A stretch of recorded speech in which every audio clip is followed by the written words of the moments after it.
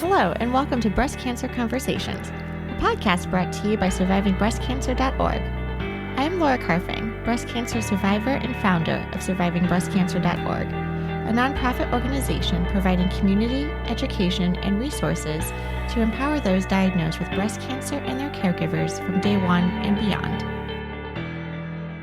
Welcome, everyone, to Breast Cancer Conversations. I am so excited for today's conversation. We have so many topics to dive into. I am joined with Jan and Elesha. They have their own personal stories of being personally diagnosed with breast cancer and or seeing a loved one and a family member being diagnosed with breast cancer, talking about early stage breast cancer, metastatic breast cancer. And we also want to highlight the amazing foundation, Breast Wishes Foundation, and Elesha, one of the founders, is on the call with us today to hear about the resources they provide. And so this is just such exciting content to get out to our community.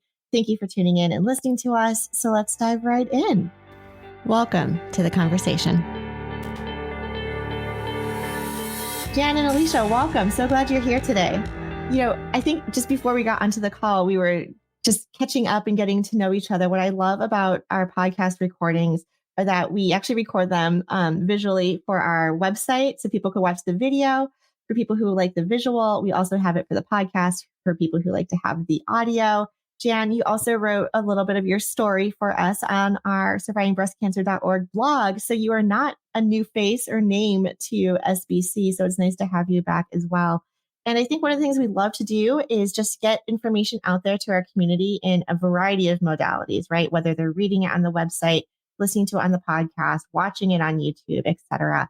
And so it's really just nice to dive in. And I'm trying to think, where do we even start? So obviously introductions. And we want to talk a little bit about, your personal experience with breast cancer awareness, early detection, but then also the realities of breast cancer. For those of you who don't know, when I was diagnosed with breast cancer, I was 34 years old. And so I highlight that because I know women can get diagnosed in their 20s, in their 30s, basically under 40. And depending on where you're listening from, if you're in the US, a lot of us don't get our first mammogram or screening until the age of 40. And so it's really important to know your body, to understand changes, and to understand how breast cancer may present itself so we can self-advocate. That's also to say that breast cancer doesn't always present itself with symptoms. And so this becomes incredibly tricky when we're getting screened so late, or if we don't know our family history to know if we're even high risk. And so I preface all of this with kind of laying the foundation for your experiences, Jan and Elesha, for self-advocacy and being diagnosed with an early stage diagnosis, and then the fear of recurrence that we all deal with. Myself too, I was diagnosed with stage 2B breast cancer. There was involvement in the lymph nodes. And I'm on like a 10-year plan because I was ER positive on various aromatase inhibitors and tamoxifen. And I'm just kind of waiting for the next shoe to drop, right? Where there's a 30% chance that it might come back. And I think that's the reality. It's not to be foolhardy or to say this is never going to happen to me again. But, I think breast cancer, we don't have a cure for it. And that's really the problem. And we need to find a cure.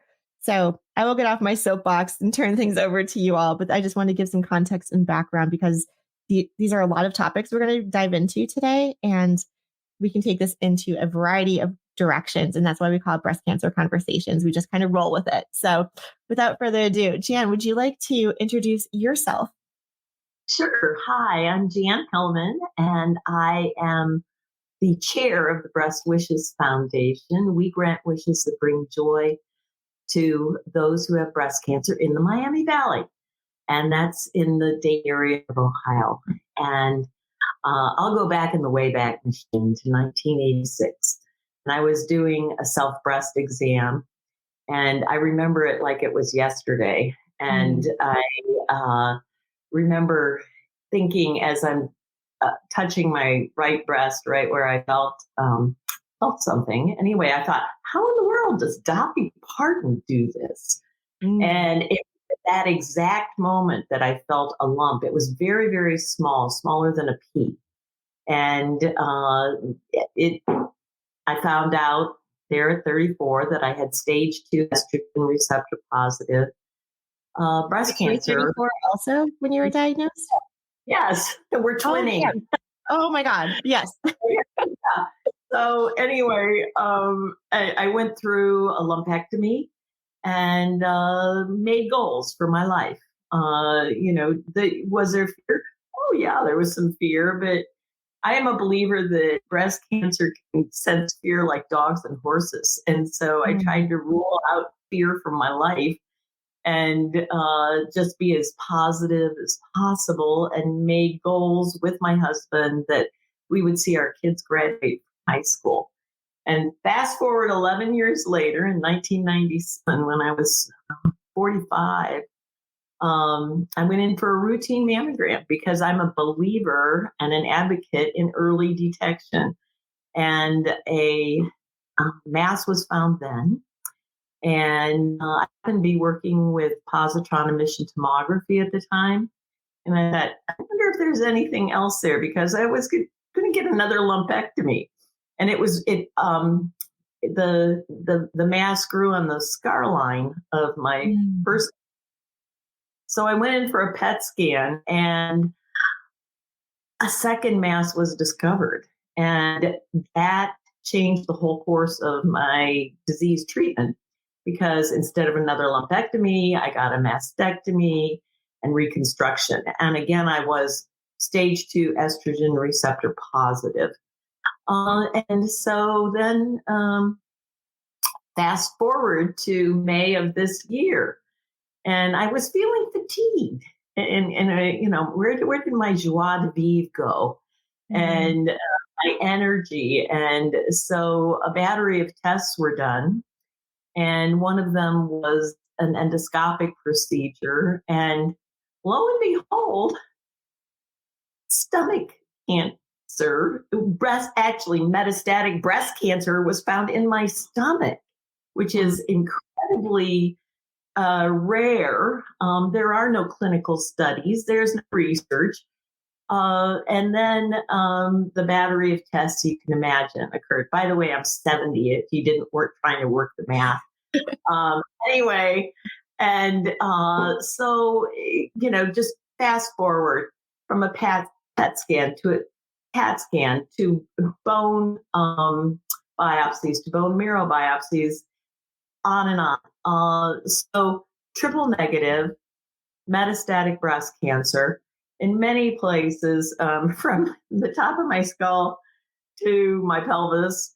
And so I'm currently undergoing chemotherapy, which I didn't have either time before, and paclitaxel switched to Abrazane, and that's the treatment modality I'm going through. And speaking of goals, now my goals are to working with Elesha and the rest of the Breast Wishes Foundation board to grant as many wishes as possible. That's my wish, and we're granting them a lot.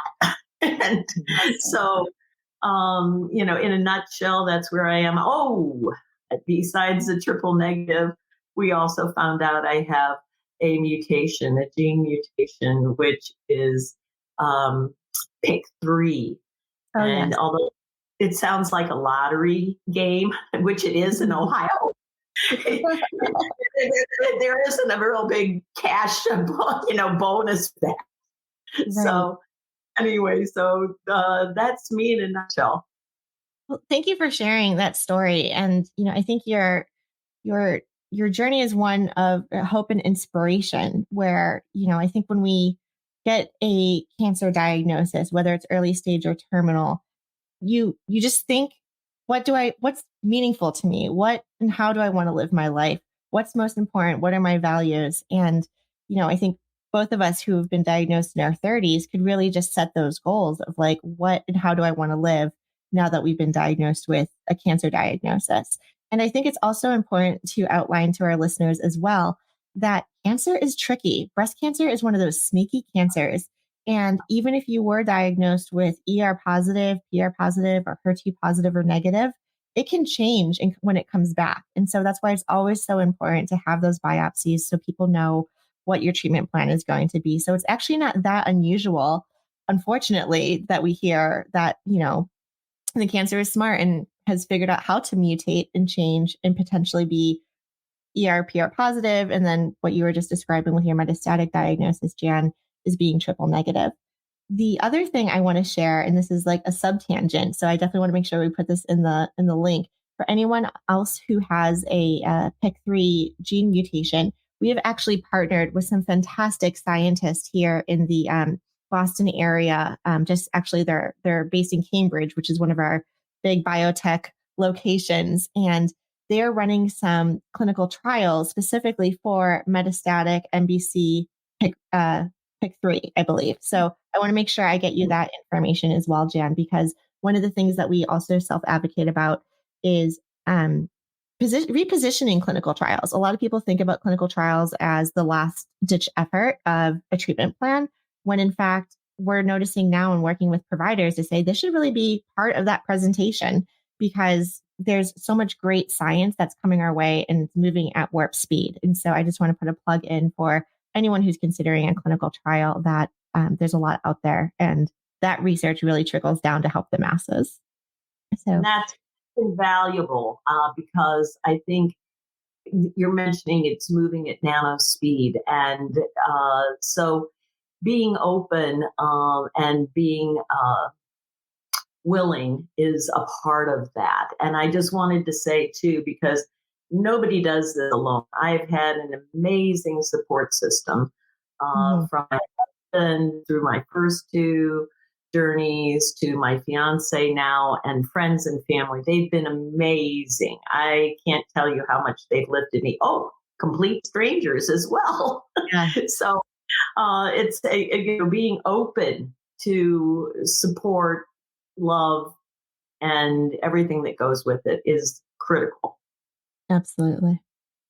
Elesha, I want to turn things over to you. I would love to hear your experience that you've had with your sister, who unfortunately passed away due to this terrible disease that we still don't have a cure for.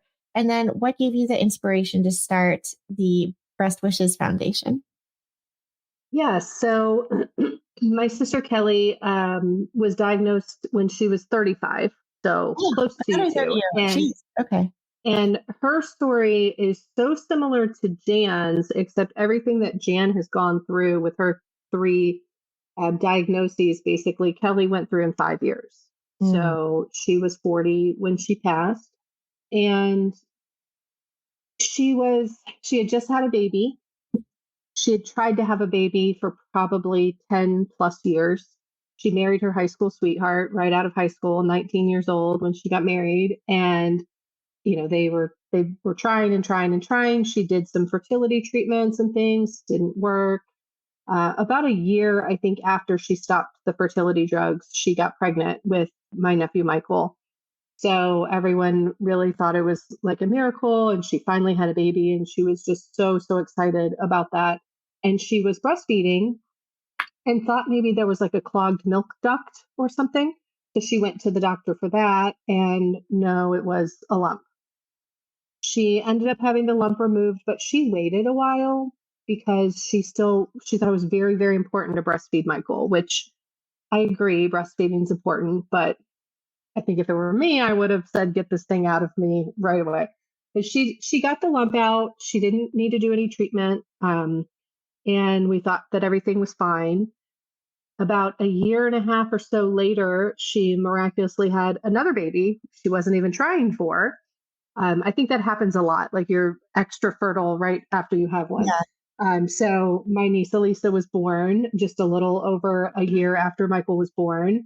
And that's when she did feel a lump and went in for that and got a mastectomy and some reconstruction and all of that. But same thing, I think she waited a while.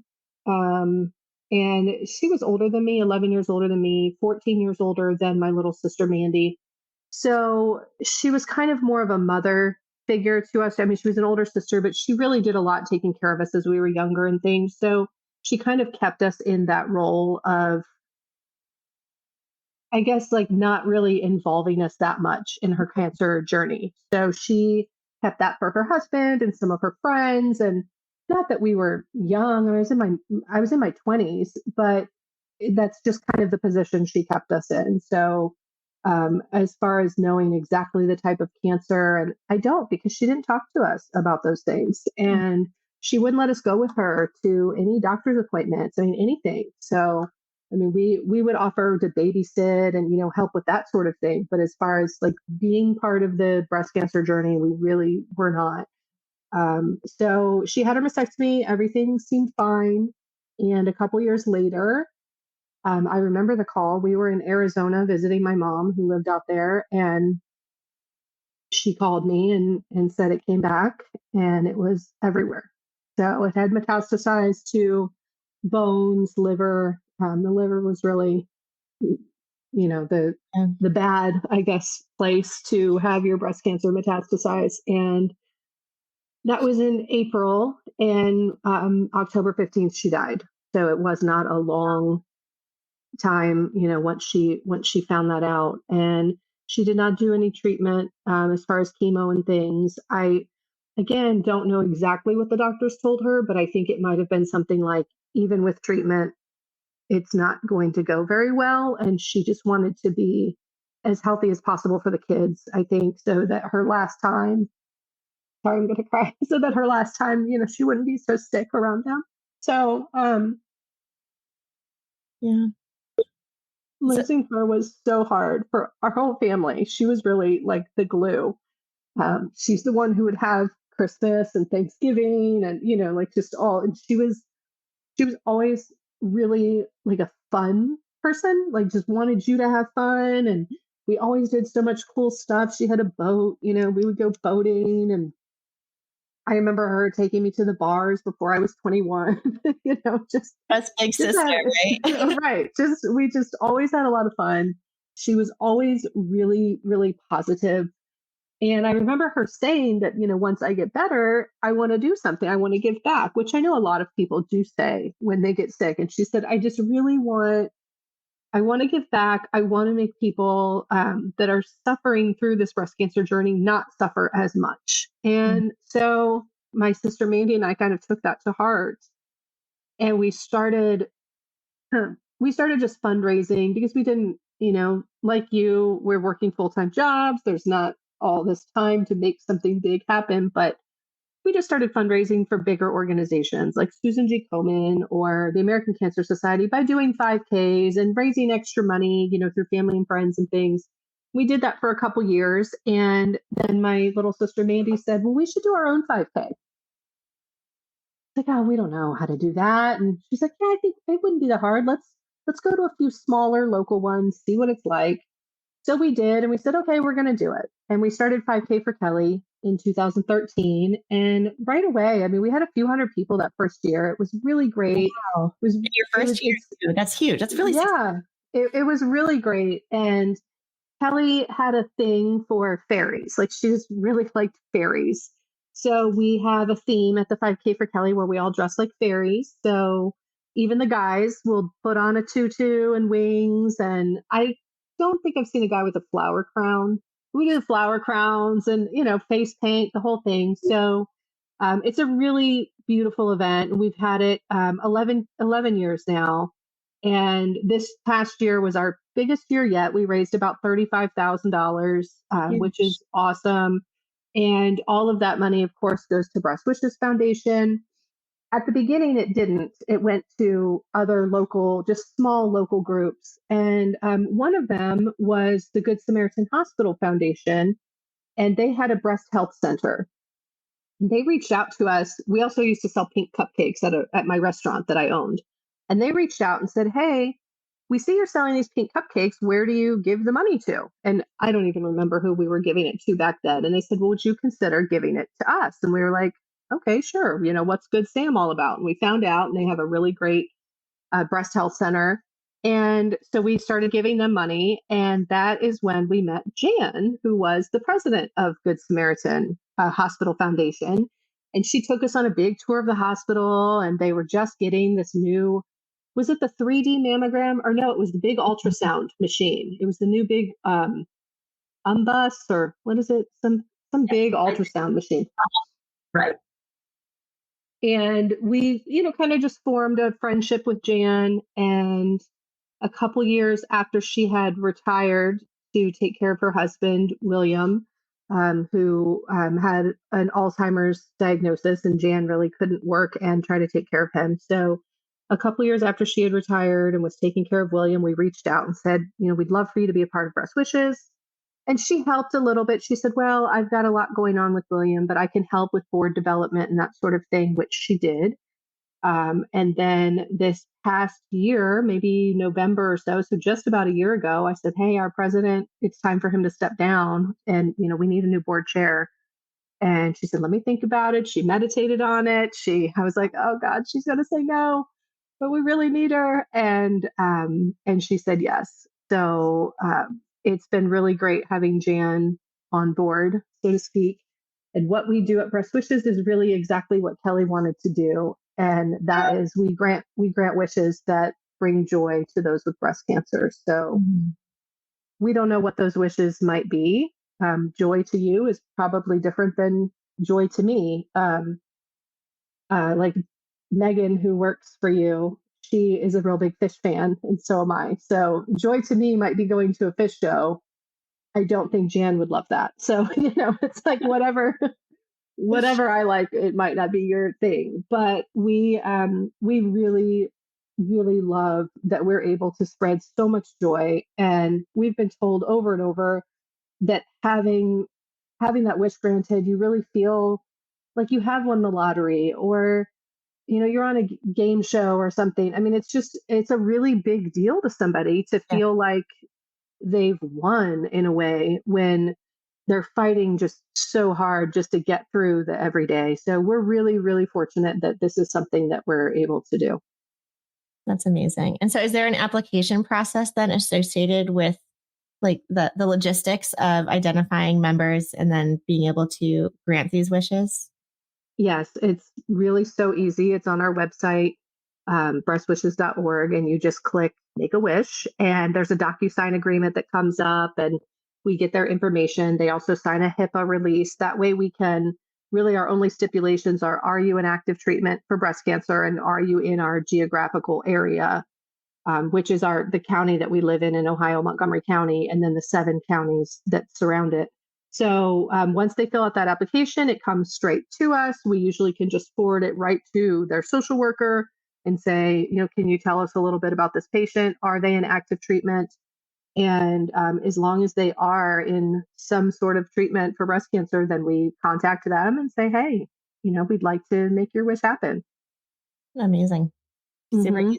And breaking down some of those barriers too, because I know sometimes it can be so daunting to especially for some the more need-based organizations where you need to get all of your tax information or really prove some other things. It's like, who has time for this when I'm going to all my doctor's appointments and trying to find childcare and all of these things? So I love how you make it so easy. Exactly. We decided not to have a proof of finance element to it, which I know a lot of places do, because we thought, even if you have money, I think as women, we don't do a whole lot to take care of ourselves sometimes. And we're not going to say, okay, I'm going to stop and prioritize me, and I'm going to go on a vacation, or I'm going to take a spa day, or we need a new washer and dryer. Instead, you're just thinking about all of the other things, whether it's medical bills coming in, or, just not really making yourself a priority. I see that a lot with our wish recipients, where they'll say, well, I don't want to be greedy, or I'm sure there's other people that need it more than me. And it's no, you need it. You need it. So we did take that part out. And I mean, we never put that part in, I guess I should say. And I think another part of it, honestly, might have been that I'm working a full-time job. And at the time we started, I didn't have time to go through all their finances and figure out what's what. And, so it is nice for sure that it's so easy. One thing we won't do, though, is pay bills. So even though that might bring you joy to get your rent paid or your utilities paid or something, we have another organization that we partner with, and we'll usually send them to that organization where they then will need to show all their proof of finances and everything. But we want to bring joy that's a little more fun than getting a bill paid. So, sure, absolutely. There's different types of, financial toxicities and needs that when you're going through a cancer diagnosis, you need to have the joy for sure. Right. Right. Well, and just quickly back to the joy, because if you've seen one wish, you've seen one wish. And Elesha has seen a lot of wishes, and they go a whole spectrum from a bike that somebody wanted that has motorized parts of it so that they can actually bike, which is a huge hobby of theirs, to a spa day, to going to a play with the family, to many, many, many things. And we've really been starting to look into the qualitative aspects of joy, what joy does to take someone from where they are to where they would love to be. And I like to say joy is truly the mother and father of hope. And hope is so powerful, and it can change lives for the better. And how powerful is that? I mean, just to me, it's incredible. And I'm so thankful, as we look at Thanksgiving Eve, I'm so thankful that I get to be able to work with Elesha and her sister Mandy and the rest of our board members who are all dedicated. And our board is growing because I believe everything begins and ends with leadership. And we've got some tremendous leaders on our board, and we're growing that group because we need leaders. Of course. Yep. That's fantastic. And you're talking a little bit about like mission and vision. Jan, can I ask you to expound upon that a little bit? Because especially working in the nonprofit sector, that's so critical for the day-to-day operations. And I know when I was starting survivingbreastcancer.org, I casted this net of like, I want to do everything. And then exactly having good leadership, they're like, let's hone in on some stuff. Let's tone it down a little bit. Like, what is mission critical? And that actually helped me with this rubric of like, does it fall in, does it hit these check boxes? Does this hit the mission and the vision of what we're trying to do in year 1, year 3, year 5, and as we grow forward as well? And then it became so crystal clear that as we get bombarded with emails and requests and ideas, it was like very clear, yes or no. There were no longer those maybes and we'll see. And so I don't know if you had, a similar experience as you're growing Breast Wishes. Very much so. The last year has been phenomenal because we started out with a one-page strategic plan that had 3 goals and focused really a lot on developing our board because we need a strong board. And we refer to our strategic plan all the time. And we actually have a board member who reads each time a new board member will read our mission and vision. The mission is to grant wishes that bring joy to people in the Miami Valley with breast cancer. The vision is to grant 500 wishes by the December 31st of 2025. And so that brings our focus into laser. I mean, it's a way to start out. And then Elesha has done a great job choosing wish recipients who really bring us back to mission, who the next part of our board meetings, they tell their personal story. And so many times we're all crying because it's very moving, and it brings us back to why are we doing this in the first place? Yes. And it's we can't do what we do without raising funds. And like surviving breast cancer, to be able to do all that you do, you have to raise funds. And so doing it strategically is critical. That's another piece of our strategic plan that we continue to bring focus to. It's a mainstay for us. And so this whole rubric of having this strategic plan, bringing it out every board meeting, having it as a part of our agenda, talking about the progress we've made since our last board meeting. And this really focused on committees because the work should really happen in committees. That's where the work gets done. And so we're seeing that. We're seeing that shift occurring. And I'd like Elesha to speak about that, because we want to populate the committees with people who really are mission based for that committee. And so, Elesha, passing the ball to you. Sure. Yeah. So, like Jan said, the work should really be done in committees. And that's something that not happening yet, but we're really trying to make it happen.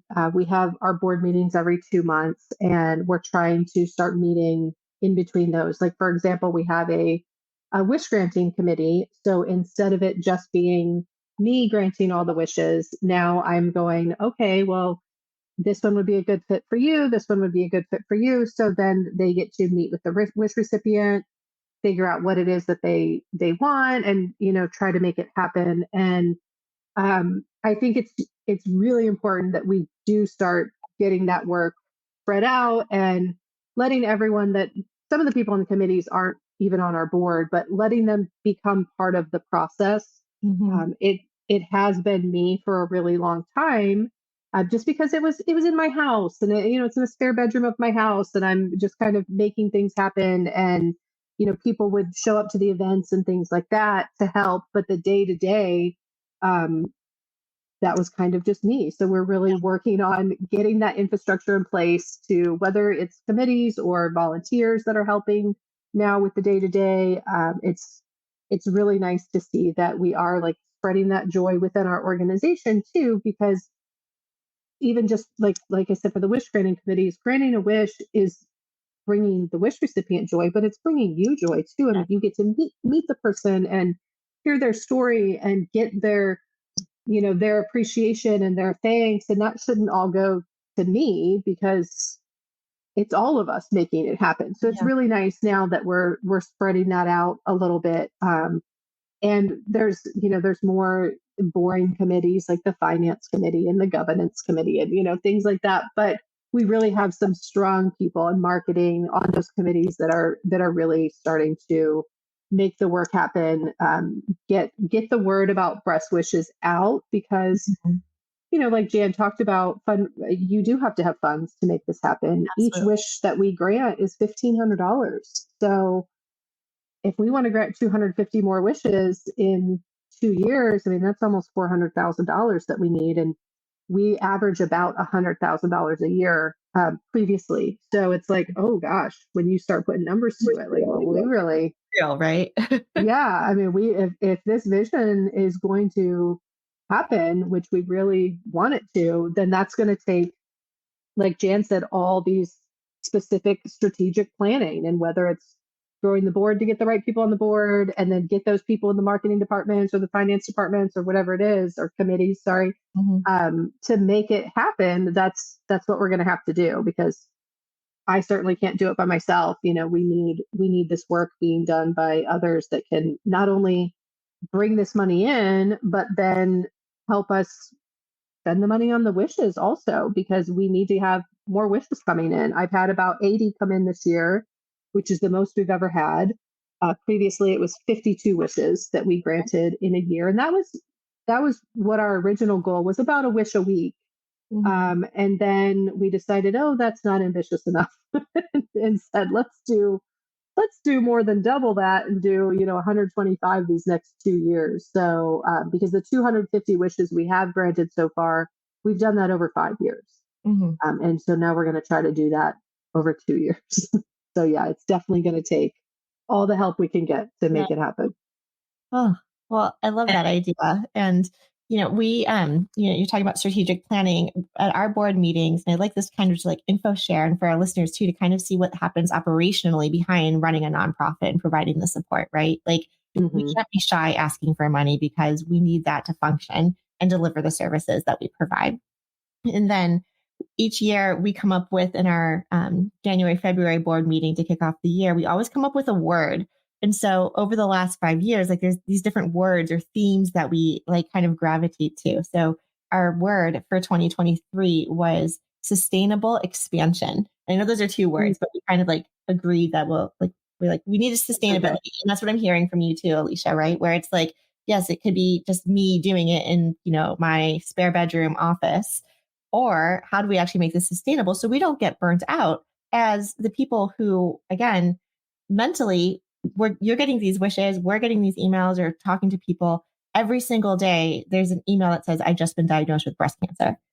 Every single day, right? Because that's who our constituents are. And so I think it's important for us to, again, stay focused on that vision and mission, but also to take that self-care and say, okay, this could also be very taxing and very heavy. And what is the sustainable model for us to be able to then grow and expand as, what we're doing, being more of like a nationwide global organization, reaching more people. So how do we get this like sustainable expansion? And I love this idea of like the committee work, and we're trying to formalize that process too. And it has its ups and downs. So we should definitely have a right sidebar. I'm sensing like part 2 of breast cancer conversations for anyone who wants to start a nonprofit. Here are the realities of what you need to know. Yes, for sure.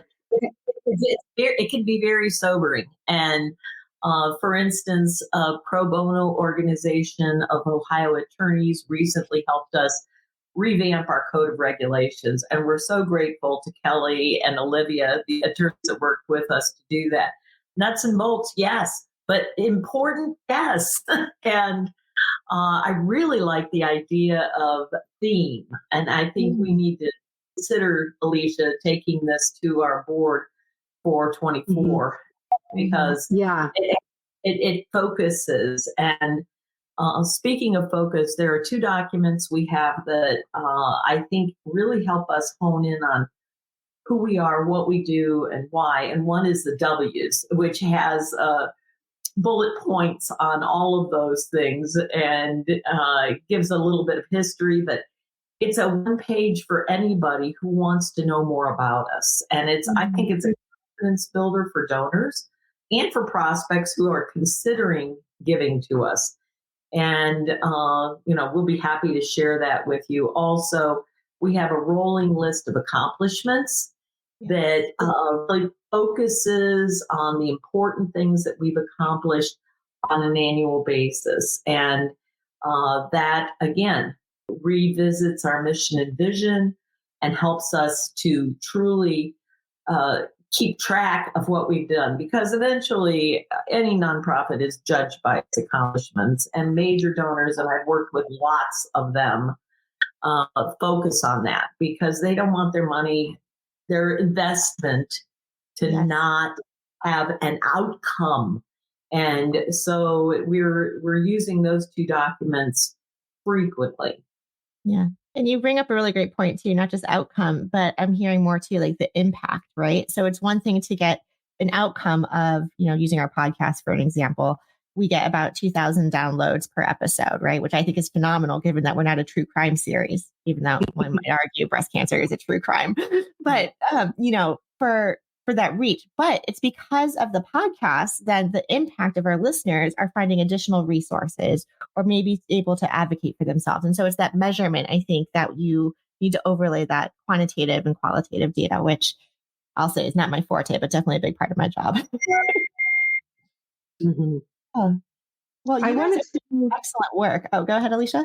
Thank you. I'm sorry. I just wanted to touch base back on when you were talking about getting the emails every day where people are telling you their stories.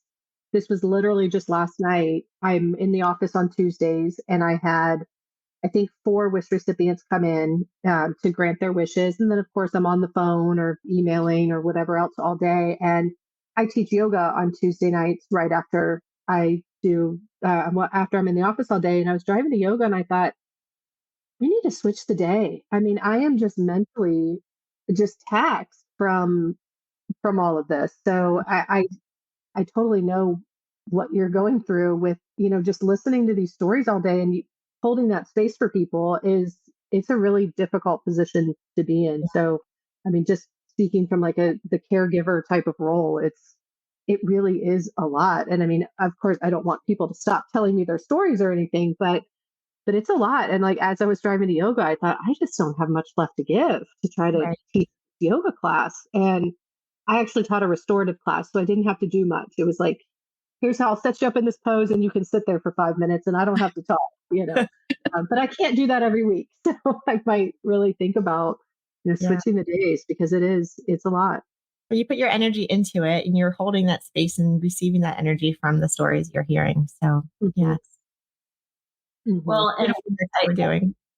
yeah, I look at inspirations, and Elesha just inspires me on a constant daily basis. And she has so much to offer, and she gives it so willingly. And Mhm. one of my, I guess you could say, one of my practices that I've been doing now for uh, since 1997 has been qigong, and Nice. it helps put water back in my well, Yes. and because eventually the well will dry up, and there's just mud at the bottom, and Oh, so and so that to me brings me into focus, and it's something nobody can do for me. I have to do it myself, and it feels yes. good. Mm. Fantastic. Oh, I love that. So, I had a thought, then it just escaped me. But we do offer some of our virtual programs that we offer. We just started offering Qigong actually to our members. And it was great because we were talking to this yoga practitioner who encouraged us to explore other modalities for just meditation and therapy because, we're going through the treatments and maybe we don't have the best mobility after the surgeries or we're not feeling so great. And so we really want to try and provide a lot of those like wellness services. And so, That's awesome. yeah, a lot of good things. Again, that's why it's like so big. And I need my board to be like, okay, what are we actually focusing on? A couple of things as we're kind of nearing the end of our podcast and information sharing and storytelling. Elesha, you talked about your sister Kelli's diagnosis. And so I just want to kind of share some additional resources, not that we have to dig into in today's conversation, but for just future topics or things for people to consider. And also, as you're hearing people's stories, they might be interested in some of these resources as well. One of our board members, Abigail Johnston, shares her story a lot through survivingbreastcancer.org and through all of her other platforms and networks that she was diagnosed metastatic de novo, so never had an earlier stage diagnosis, and very similarly was tandem breastfeeding her two boys at the time of her diagnosis. And so, I'll have to go in and kind of look through like the research and the studies, but I do think anecdotally there is something around all of the hormones that we are going through when you're pregnant, and also being able to advocate for yourself and not letting someone tell you that you think it's just a clogged milk duct, but to actually then get the mammogram and make sure that it's not, to rule that out. And because it's so easy just to say, oh, it's nothing. And it's probably because I'm breastfeeding. And so in both of those cases, when you were sharing your story, I think I just wanted to re-highlight that piece. We also, on Wednesdays, and actually later tonight, we have one, our Wednesday our Wednesday night webinar series where we focus on themes and topics specifically to the metastatic community. And someone was like, oh, I don't want to take like the time slot on the Wednesday before Thanksgiving. And my response was, breast cancer doesn't take vacations. Like we go in and have our support groups on Thursdays, and we're going to have one tomorrow. And I encourage you to bring your pie and your turkey, or, we're just, it's a 365-day disease. And as an organization, we're committed to running our programs, especially around the holidays when we think people probably need it most. But I'm sharing this because in both of your experiences, as you're talking about living with metastatic disease, there's other topics that I think we need to discuss and bring to light. And that's what we do on our Wednesday night webinar series. And so how do you tell your kids that you're living with a terminal disease? How do you tell your siblings, in kind of your example, right? With like the age differences, Elesha, and how often we hear different, there's no right or wrong, but just different perspectives, and hearing from children whose parents have been diagnosed with breast cancer, and hearing from the whether you're, a 5 or 10 or 15-year-old or a 35-year-old whose mother has been diagnosed. I think that is another perspective. And then finally, I think if I heard you correctly, the decision for Kelli not to engage in treatment after her metastatic diagnosis. And I think that's another topic that I want to give listeners and people the space to understand that you have a choice in all of this. And again, it's a personal choice. It's not a right or wrong. And you have to do what aligns with your values and how you want to live your life with this news. And so I think exactly to what I think I was hearing you say, Elesha, is that Kelli really wanted to be there for her family and for her children. And so many times we don't want to hear that like we look sick and these are going to be the last memories that our kids are going to have of us. And so these are all personal choices. And so I just, again, as we're concluding our podcast today, just to, again, elevate some of those topics that you were bringing up. And these are things that we do talk about on the podcast, on our blogs. And I invite you both to come back to breast cancer conversations. Dan, I know you shared your story with us on the blog, but Elesha as well, if you would like to share anything in writing as like, the caregiver or the sister of someone, I think it could just be another healing opportunity to let people know that they're not alone throughout all of this. So thank you all for your time and your stories and your vulnerability today. Thank you so much for having us, Laura. It was really nice getting to know you a bit and talking to you, and hopefully we can do it again. And thank you everyone for listening to our show. I would like to acknowledge that all of the information on our podcast are from personal experiences and are not a substitute for professional medical advice. You should always contact your medical care team. If you're looking for specific topics or would like to be a guest on our show, please feel free to reach out to me. My email is laura@survivingbreastcancer.org. Until next time, keep on thriving.